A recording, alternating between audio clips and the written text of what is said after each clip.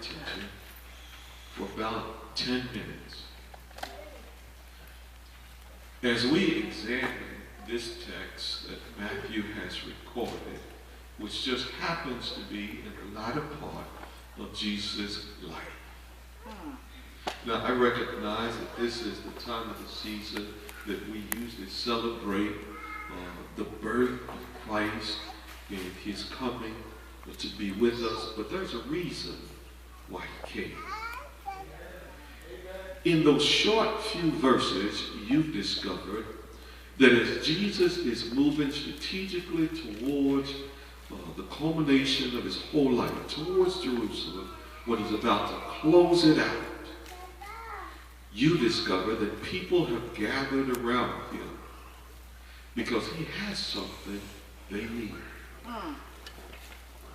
You've arrived here in the context of the worship experience on this Sunday because you believe Jesus has something you need. All right. The text says that when they came, they were both harassed and helpless. Now imagine this for a moment, Brother Walter, that you've got this massive amount of people who've heard about the reputation of Christ. They've heard that he's capable of healing, of giving peace and strength to people who are troubled in the midst of all of their challenges. They've been used to gathering in the synagogues.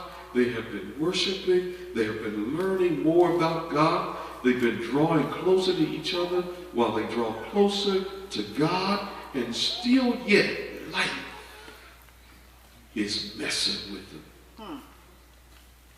I would ask you a question this morning. As you come here to celebrate the intervention of God coming in and addressing your needs, what is it in life that has harassed you?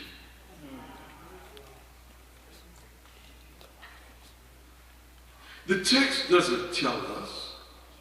It just says that the crowd gathers, they're pulling around Jesus, and all of a sudden they are like sheep without a shepherd. The imagery that they are giving us, even in the New Testament, according to the Old Testament, is that they were like individuals who had no leadership. I examined the text. I reread it. I read the text prior to it because I wanted to understand what in the world does this have to do with the fasting and the teaching of the fasting of the followers of Christ. I mean, because we've always been taught, always read what comes before it and what comes after it so that we get a true identity of what the text is dealing with. Imagine this for a moment. All of Israel is confused. They are perplexed because they just don't get it. It's almost like many of us showing up on any given Sunday morning in the context of worship. We enjoy ourselves, we feel good, but before we can even get involved in the worship experience, there's stuff that transpires before we can contact Jesus, whom we are trying to get close to. Maybe most of you have not encountered any complex situations.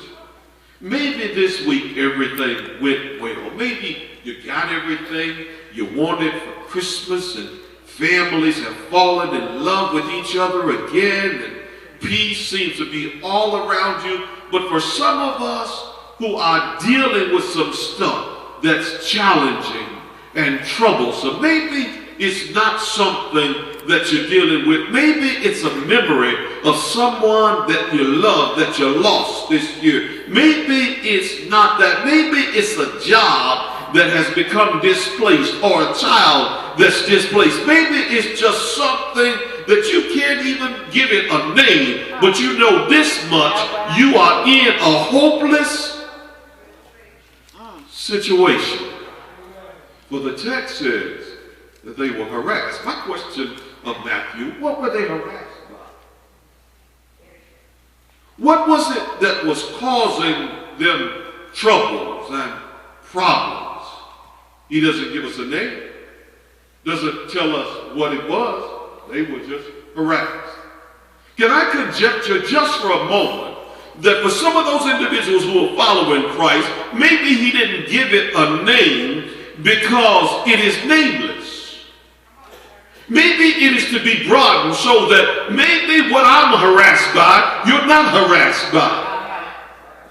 Maybe the thing that you've been harassed by is something that you dare not share with anybody else. You can't give it a name. You just know that it troubles you. And so you find yourself feeling absolutely hopeless. You're messed up. You find yourself in a situation that you can't get out of. It's not too far away. Sometimes it's in the church that we're in. Sometimes it's in the house that we live in. Sometimes it's not so much as in the house. Maybe it's in me. Maybe the complex situation that causes me so much trouble, maybe it's not outside of the perimeters of where I am. Maybe it's within my own being. Maybe it's in my mind. It's my own psyche that's giving me trouble, that's perplexing, that's disturbing me. It's my mind because there is some stuff that I think from time to time that I ought not think.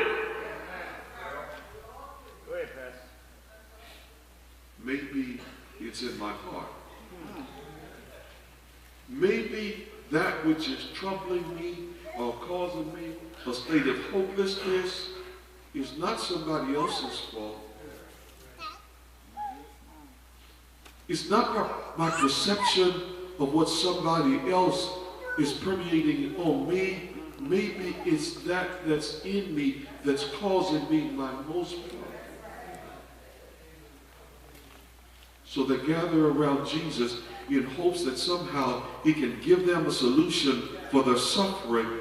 They are challenged. They can't understand it. And lo and behold, in that 38th verse, before he closes out, he suggests that even though they are hopeless and helpless and being harassed, he says to them, the work appears to be overwhelming.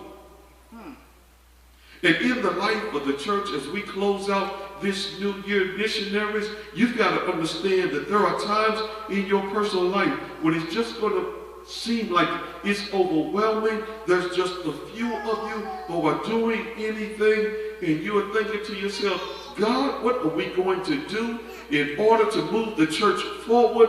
And God is saying, through Christ Jesus, the first thing I need you to do as you move into the new year is pray.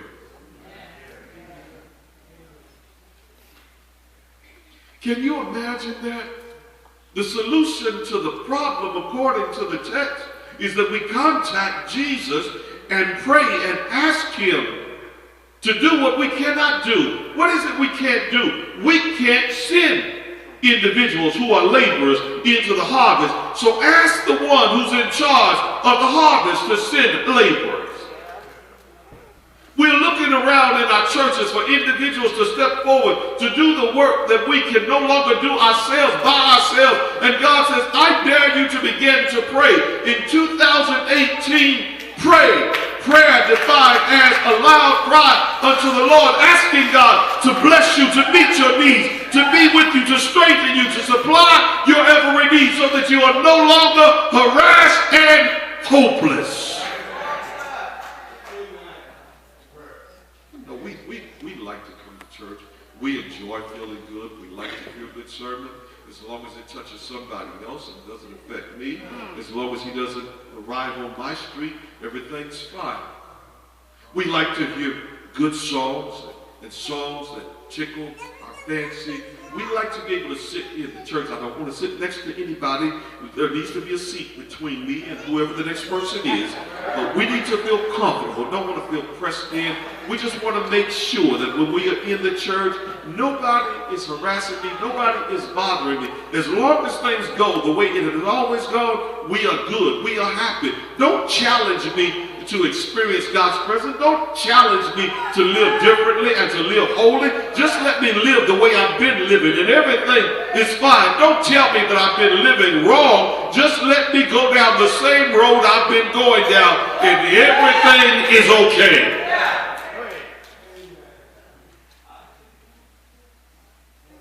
And Jesus said, pray.